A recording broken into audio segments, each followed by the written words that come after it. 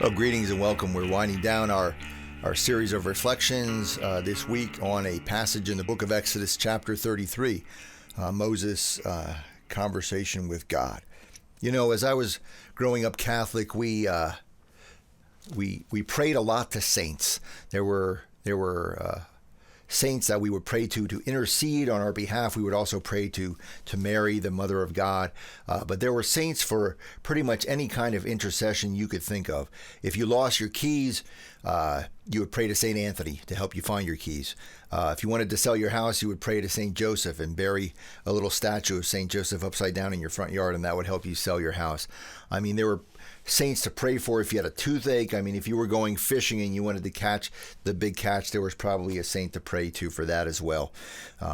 All kinds of saints to pray to. And, you know, then I became sort of converted or came to the United Church of Christ and left behind my Catholic roots and became a Protestant Christian. And a lot of the sentiment was, you know, you don't need Mary or saints or a priest or anybody else to intercede on your behalf, because anybody can intercede to God. Anybody can pray to God.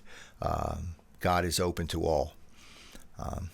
And I think that's a good lesson, and I think that's a lesson that we can take away from this passage in the book of Exodus, in which Moses intercedes with God on behalf of the people of Israel. I just finished watching a few months ago this series, The Last Kingdom, on Netflix, and it depicts medieval England during the Middle Ages.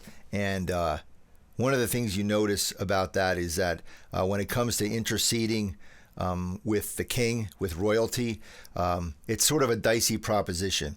Only certain people are allowed to intercede to the king. And then there's all these protocols. You have to kneel and go through all these different protocols to show your honor and acknowledge the royalty of the king. And kings were very fickle back in those days. If they didn't like the tone of the intercession, they would execute the person asking for a favor. So interceding on behalf of others to the king back then was a dicey proposition. And I think God is the exact opposite. We can intercede to God for just about anything, and anybody can intercede to God on the behalf of others. You don't have to be a priest or a minister or a devout and faithful person. Anybody can come to God and intercede on behalf of others. And I think that's a good lesson to learn.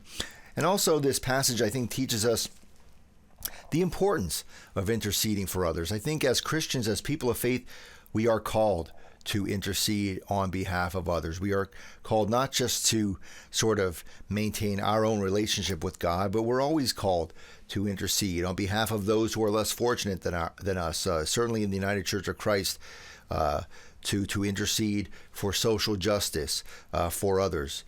We're called to intercede, and even if we're in a position where we can't do much financially, or we can't do much in the way of mission work or whatever the case might be, we always can pray. And I think that is an intercession that is valuable, and that all of us can do. We can come to God in prayer to intercede for others. I have been so moved in my time at Forks about the prayer list and the amount of the prayer chain and the amount of people that are willing to pray for others, and not just that, but the profound impact and meaning it has when I let people know that are suffering, that are in the hospital, that are sick at home, how many people are praying for them, how many people are thinking of them and caring for them and interceding on their behalf. It is always such a meaningful thing to hear and to know that we have one another, that we are all praying for each other and interceding for one another. And so no matter who we are or where we are or for whom we might pray, I think as Moses teaches us, intercede to God on behalf of others. It certainly was a good strategy back in Moses' day, and that still remains true today. Amen.